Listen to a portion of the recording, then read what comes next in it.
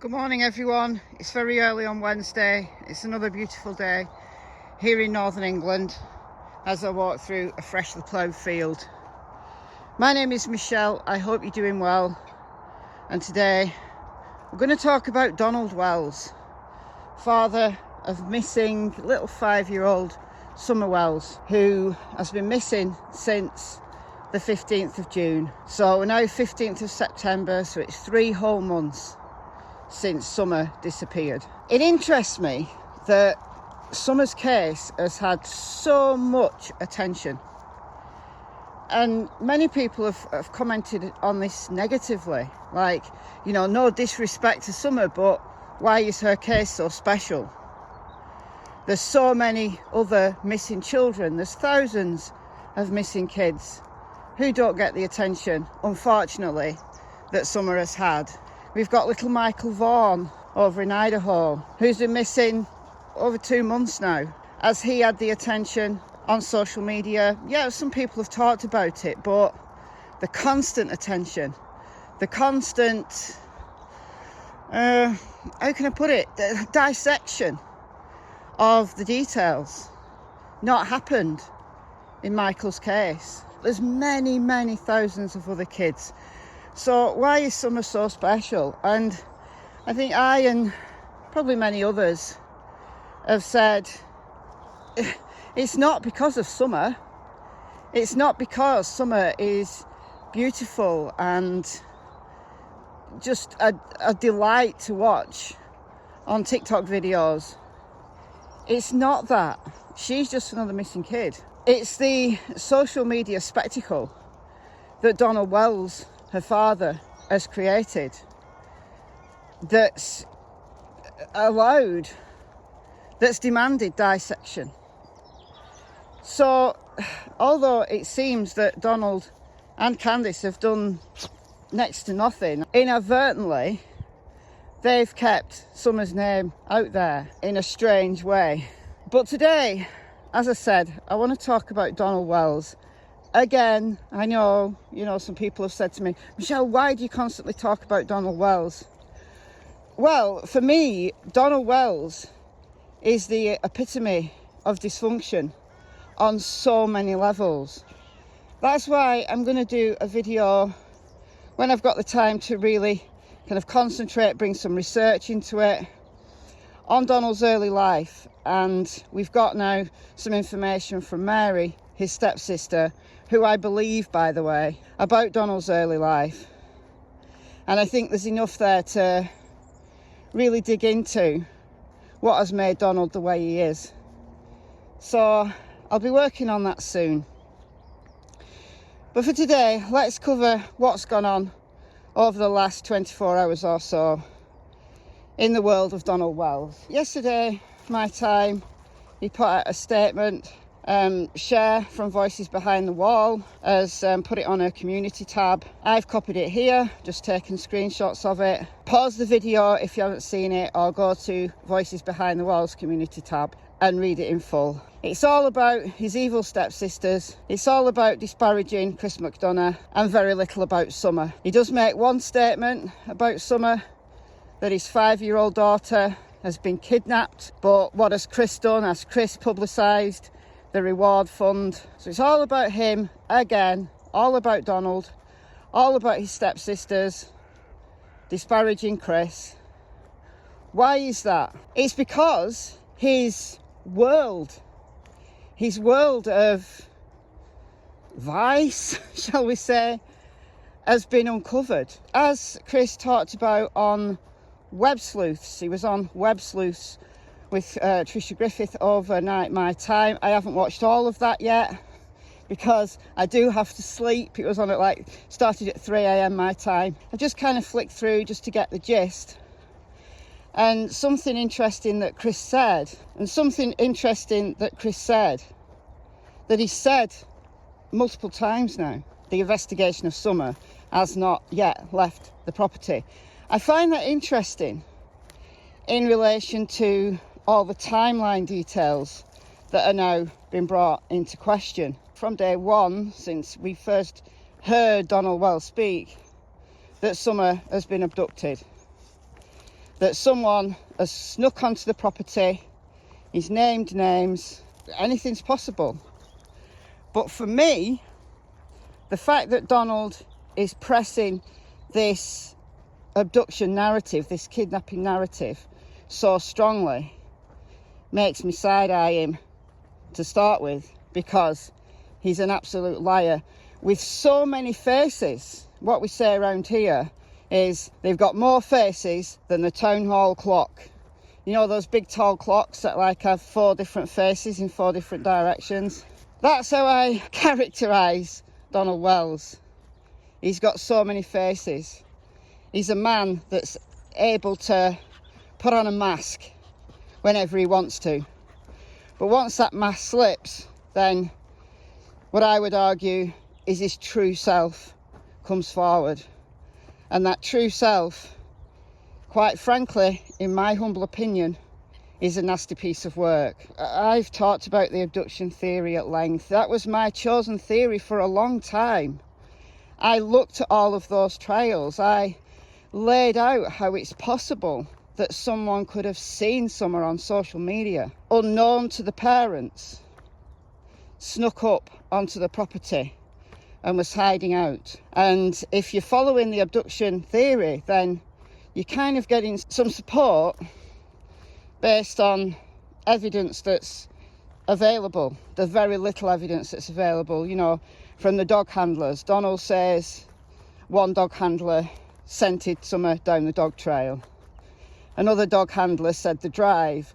Another has said the bus trail, which leads onto the drive. Look, that property has Summer all over it. And looking at Cracking Cases video where they filmed the bus trail back behind the bus and it's so close to the driveway, well, isn't that a perfect place for the boys, Summer's brothers, to play on their dirt bikes and Summer follow them? You know, they go down the bus trail, onto the drive, back up. It's perfect, isn't it? Cass is in the mud. That's great. I can see how somebody could have hidden behind the bus for hours on end and then put Summer in a vehicle on the drive, but that doesn't make sense. That makes no sense whatsoever, because doesn't that drive have a heavy chain on it? Even if you can't hear cars coming up and down that drive, what a risk that would be. Even if the chain wasn't there, you're going to park on the drive? On the drive? Come on now. Especially on that day when Donald took the Subaru and Donald's white truck was there. How would they know that someone was there at all? It doesn't make sense. It doesn't matter how easy it is to get Summer off that property. I'm sure it is, very easy. But think about it. How likely is it? And with Donald the mask, pushing this abduction theory so hard, nah, I'm sorry, no. In my humble opinion, Donald knows exactly what happened to Summer. And the statement he's put out is more concerned about what his stepsisters are saying, and that Chris McDonough has enabled the stepsisters, Mary and Jeannie, to speak out. That's why he's so angry at Chris. It's nothing to do with Summer. It's nothing to do with the reward fund or the lack of plugging of the reward fund. Nah. This is all about Donald. This is Donald's true self. This is Donald with the mask dropped. This is Donald who's on one face able to disparage Equisearch and then a few days later apologise, have their photographs taken with Equisearch, go out to dinner with Equisearch. That's how quickly Donald's mask can flip on and off. That's the sign of severe mental, not a diagnosis, not in any way an assessment, but it feels to me like a personality disorder. That is Donald. That's why I want to talk about his early life. What has made Donald? Donald has kept this case alive. His many faces. The fact that he's on YouTube channels almost every night. He's now got a new best friend because Cher and Mr. Cher are doubting him. They've seen the mask slip. They're doubting him now, according to them, of course. But he's got a new best friend now, and he was there briefly on that channel last night. I don't know if he was naked. I don't want to know. But he was clearly intoxicated. Very intoxicated.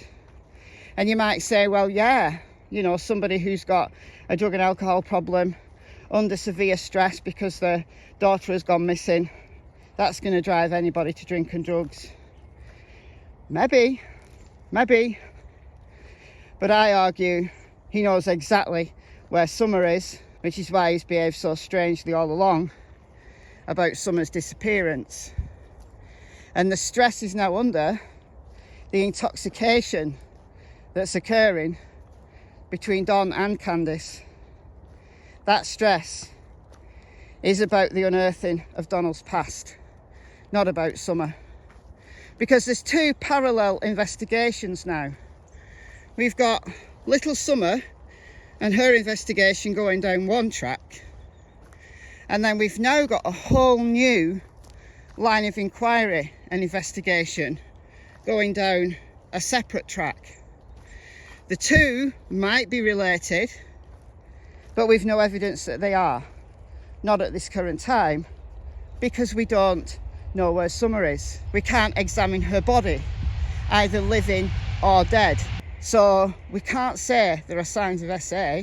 We can speculate that Summer has been SA'd just because of Donald's propensity for that kind of action. But we can't say that Summer's case and Jeannie and Mary's case are related at the moment, but they are two separate lines of inquiry, both important, both relevant to Don Wells, because Don Wells is at the heart of both. We know he's admitted to what he's done to Jeannie and Mary down this path.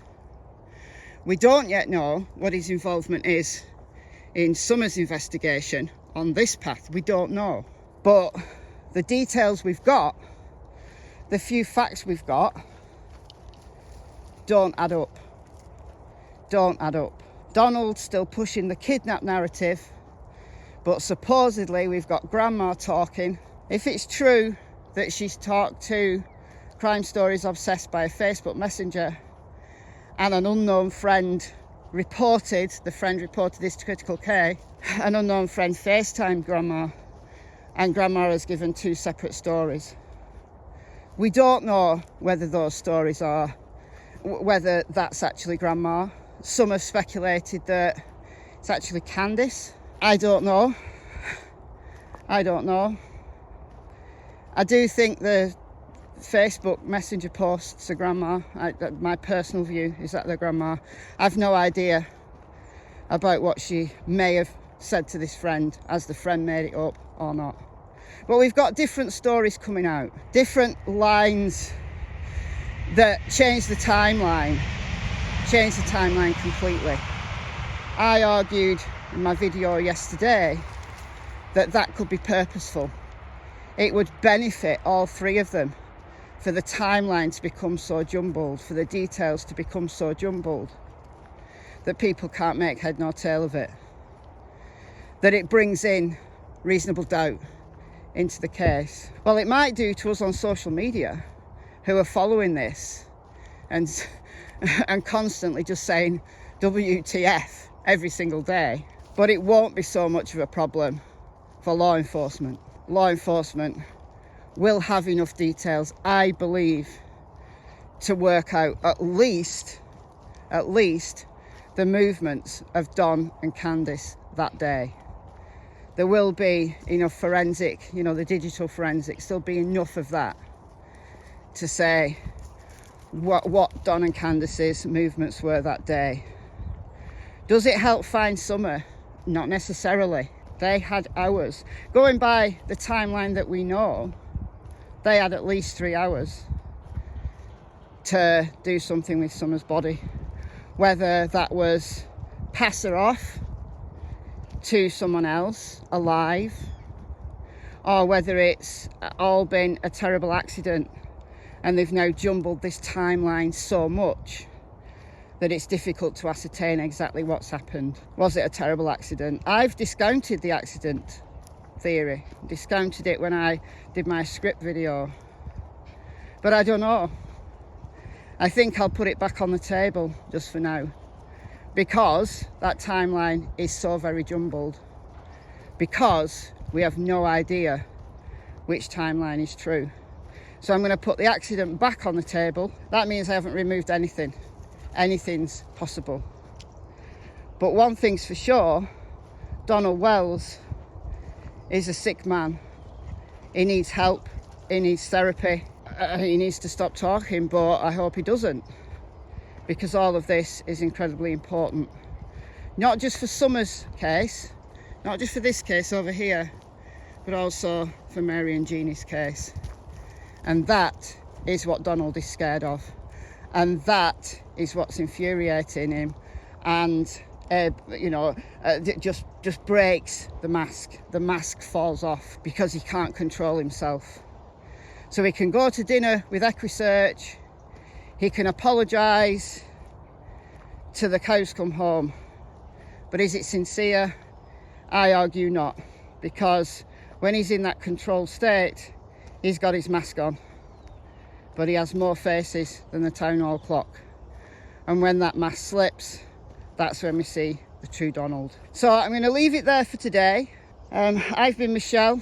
Hope you're doing well, and it's goodbye from Miss Tillington and a dirty Miss Cassie Springer.